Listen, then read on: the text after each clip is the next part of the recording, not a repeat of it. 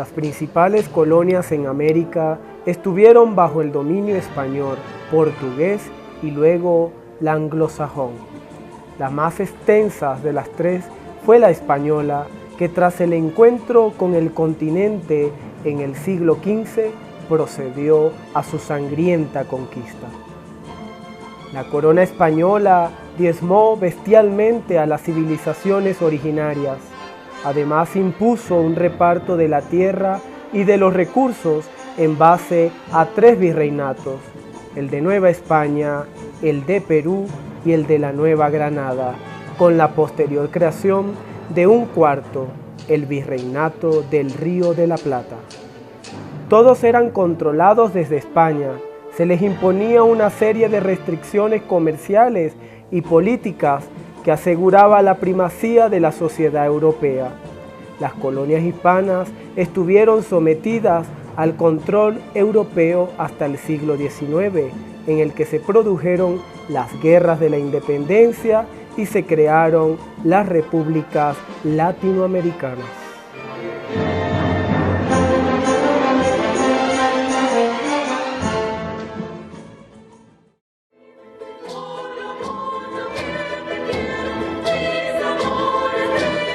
En la colonia, la población se dividió en diferentes grupos según la función que desempeñaban en la economía colonial y a la raza a la que pertenecieran.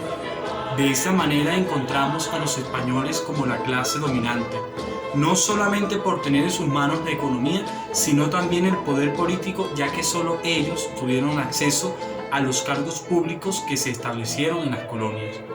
Los seguían los criollos, hijos de españoles nacidos en las colonias, que aunque gozaron de los mismos privilegios, estaban limitados en sus atribuciones políticas. Los mestizos, hijos de las uniones entre españoles e India, ocuparon el siguiente lugar en la pirámide social. Jurídicamente fueron libres, se dedicaron a trabajar como artesanos y albañiles en las ciudades o en labores agrícolas. En la base de la pirámide se encontraban los negros traídos a América para sustituir a los indígenas en algunos trabajos y así contribuir a frenar su extinción. La condición jurídica del negro en la Nueva Granada fue la del esclavo. Los hijos de uniones entre blancos y negros fueron llamados mulatos y su condición social fue también la de esclavo. El mestizaje entre indios y negros, ambos, fue poco común, ya que los españoles se encargaron de crear una enemistad entre ambas razas, teniendo una posible unión de ellas en contra del gobierno colonial.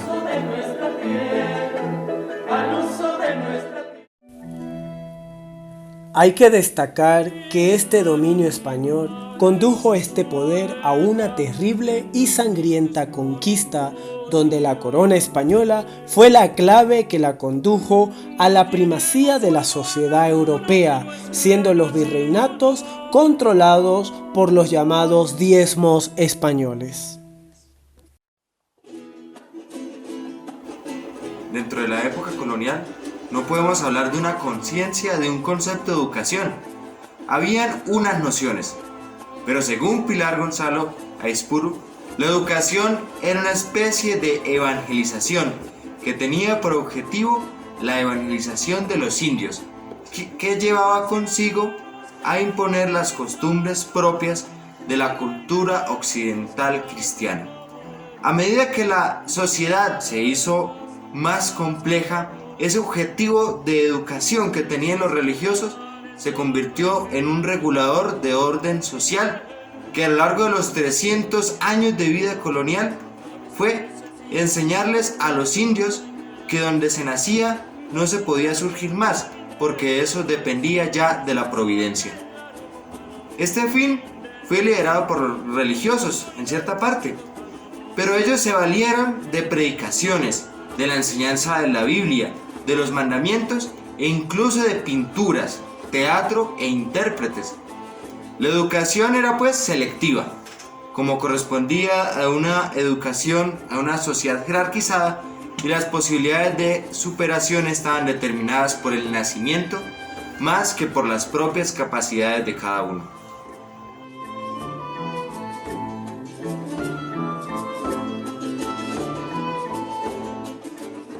Cabe destacar que la corona española no se interesó por la educación de sus vasallos americanos durante los 3 siglos de dominio colonial. La educación de la población aborigen fue esencial como justificante del proyecto colonizador y que la cultura criolla se fomentó como vehículo de integración de los nuevos americanos a la madre patria. La conversión de los indios era una meta inmediata de la corona española que impuso esa obligación a los encomendaderos en el primer momento y a las órdenes regulares poco después.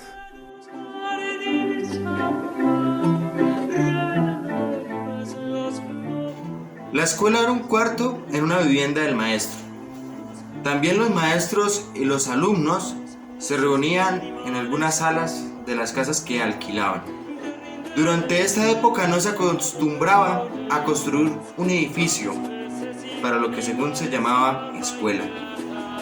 Los diseños que se dieron más adelante consistían en un salón para varones de 15 por 5 metros y para las niñas de 8 por 6 metros, habiendo un dormitorio y una cocina para la maestra. Un maestro debía evangelizar con paciencia y suavidad y tratar a las madres de familia con atención y agrado, persuadiéndolos a la utilidad que resultará a sus hijos la asistencia a la escuela. Dentro de esta época se implementaron las escuelas pensionarias, las cuales se caracterizaban por ser abiertas, ofreciendo también clases de gramática, moralidad civil, teología, latinidad y religión, las cuales se recibían en casa propia. Estas actividades fueron creadas con la Real Cédula el 14 de agosto de 1768. Las escuelas de la Compañía aportaron las nuevas técnicas pedagógicas, la reducción o eliminación de los castigos corporales, sustituidos por los estímulos honoríficos, la competencia entre compañeros, las tareas para realizar en la casa, las horas de recreo obligatorio, la organización de las clases en varios grupos de 10 alumnos, regidos por decuriones, elegidos entre ellos mismos, el empleo de la lengua latina dentro de las aulas y la promoción de actividades literarias y piadosas en academias y congregaciones extraescolares.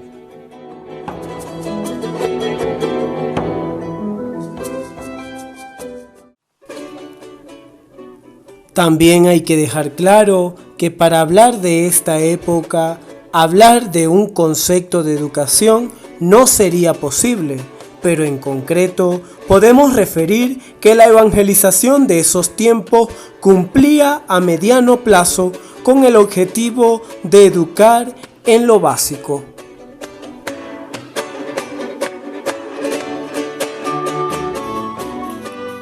El acceso a la educación en la época colonial se limitaba a las primeras letras en las escasas escuelas que mantenían conventos, parroquias y cabildos, y en muchos casos desde sus hogares o en hogares de los mismos maestros. Poco a poco, las técnicas pedagógicas, la reducción o eliminación de castigos corporales fueron arrancados de este modo de la educación, y en su puesto se le dio paso al estímulo, honores, creando la competencia entre compañeros.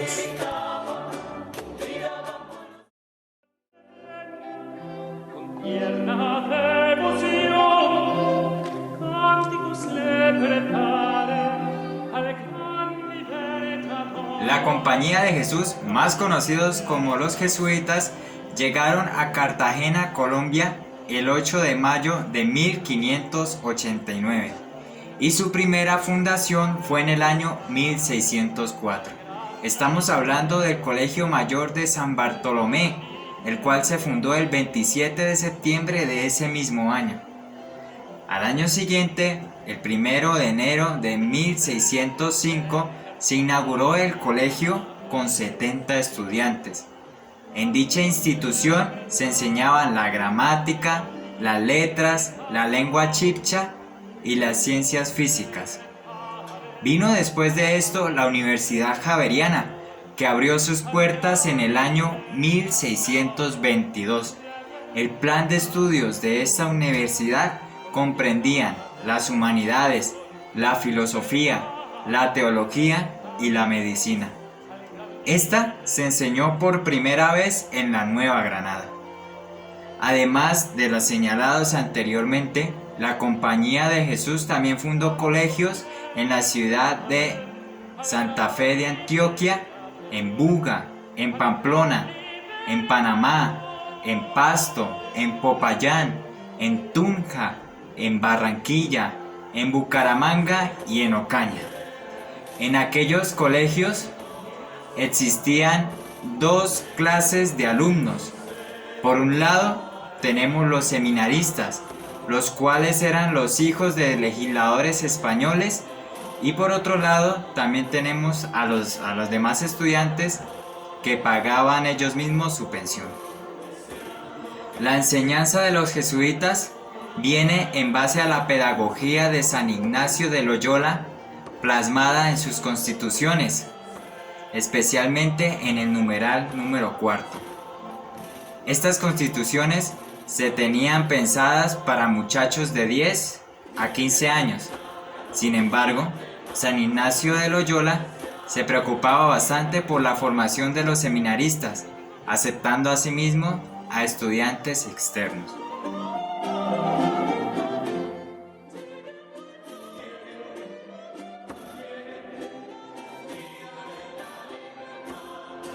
Los franciscanos fueron los primeros frailes en arribar a la Nueva España entre los años 1523 y 1536.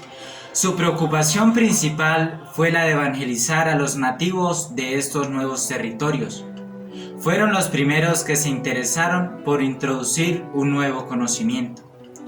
Así elaboraron y empezaron a poner en práctica un proyecto educativo, cuyo objetivo central estuvo dirigido a contribuir en la reorganización social de los pueblos indios, asegurando su autosuficiencia económica, además de su autonomía social y política. Su ideal de conquista era ganar almas entre los indios, de acuerdo a la ideología del entorno a un cristianismo primigenio, por el que habían luchado en Europa desde el siglo XIII, y ahora se presentaba la ocasión para llevarlo a cabo en el Nuevo Mundo.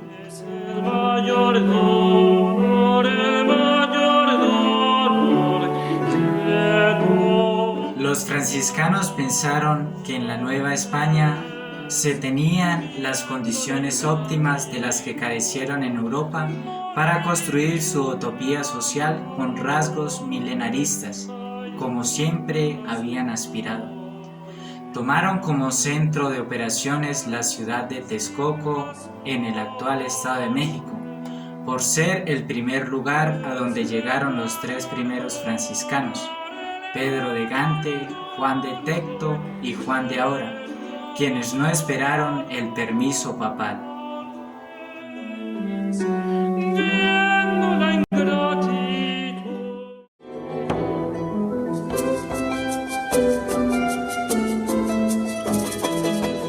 Hay que advertir que la educación no consistía en alfabetización y que la capacitación en oficios mecánicos hizo parte de la labor docente del religioso. El docente se encontraba en la parte más alta en la sociedad, después seguía el artesano y luego seguía el oficial.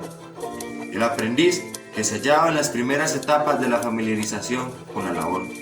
Durante esta época, el virrey promulgó las ordenanzas de maestros del noble arte de leer y escribir, con lo que se tendía a la instrucción elemental de párvulos.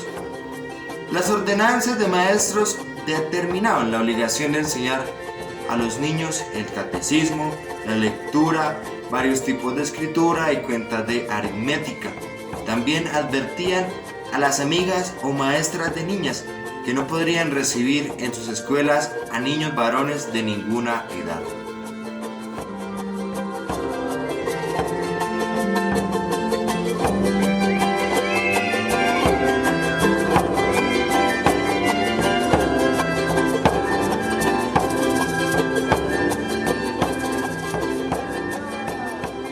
Como no todas las ciudades novohispanas contaron con la presencia de maestros particulares, los jesuitas fueron los encargados de enseñar las primeras letras a la gran mayoría de los niños de origen español, a muchos mestizos e incluso a algunos negros, siempre con la debida separación, como declararon para callar las quejas de algunos padres que protestaron por lo que consideraban una promiscuidad intolerable.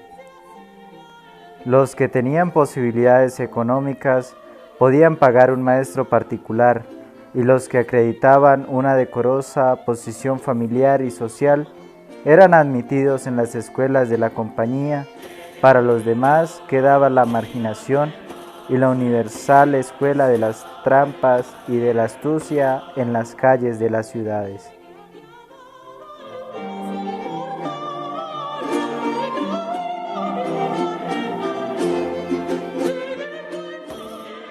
En el virreinato de la Nueva Granada, las mujeres, los indios, los negros y los blancos sin riqueza no tenían acceso a la educación. Todas las clases eran en latín. Se enseñaba el poder de Dios y de Jesucristo. Era obligatorio memorizar todos los contenidos. Se permitía el castigo. Además, se ingresaba a los colegios a una edad más probable en la adolescencia. No se hacía distinción entre primaria y bachillerato, y los alumnos solamente escuchaban sin poder preguntar ni argumentar. A redimir al hombre de la antigua afrenta, y eso vaya. Los estudiantes tenían como una especie de currículo el estudio de las artes liberales. El contenido que estaba en las clases era de cultura occidental española. El método era propio de los misioneros. Por otro lado, los aprendices comenzaban a asimilar su oficio como dependientes insertos en relaciones de trabajo similares a las medievales, ya que recibían pago en especie, casa, comida, ropa o en su defecto algún tipo de dinero. Su obediencia debía ser completa como la que un hijo otorga a un padre.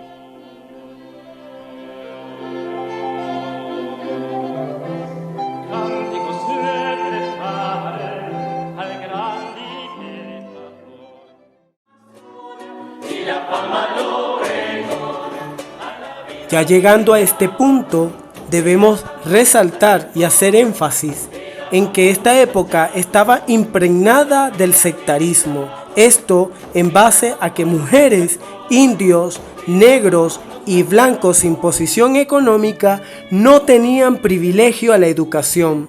No había distinción de grados educativos que linearan un avance en los grados de aprendizaje. No había distinción entre bachillerato y primaria.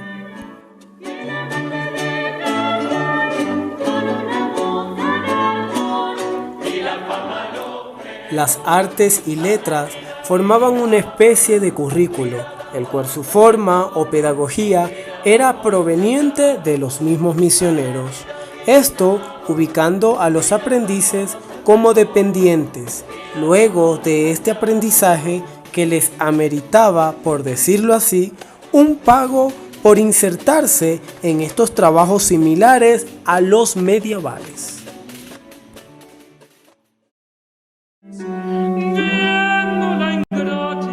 En la Nueva Granada, además de la evangelización, se le impuso a la población de las colonias la forma de aprender a raíz del trivium y del quadrivium.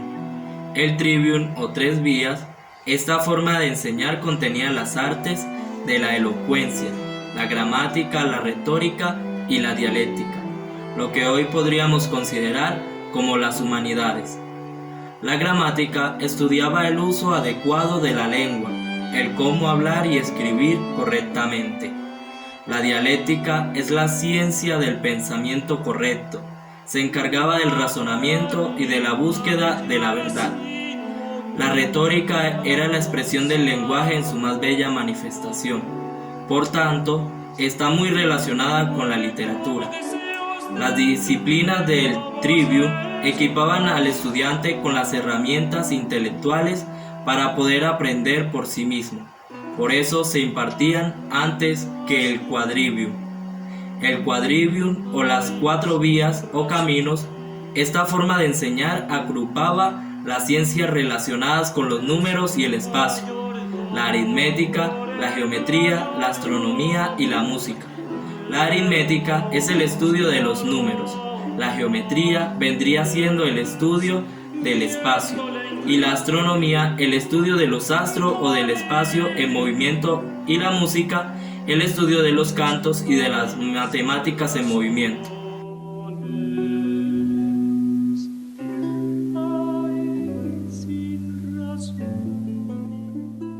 Se puede afirmar que el trivium y el quadrivium son el antecedente remoto del currículum escolar, conjunto de objetivos, contenidos, metodología y criterios de evaluación que orientan la actividad académica. Y si lo analizamos detenidamente, podemos detectar la lógica de su planteamiento. Se trataba de adquirir con el trivium los aprendizajes generales y destrezas intelectuales, para enseñarlos a pensar, para desarrollarles el criterio propio y prepararlos para el autoaprendizaje. Posteriormente se adquirían las disciplinas científicas, el quadrivium que proporcionaba los elementos para conocer y dominar el mundo exterior.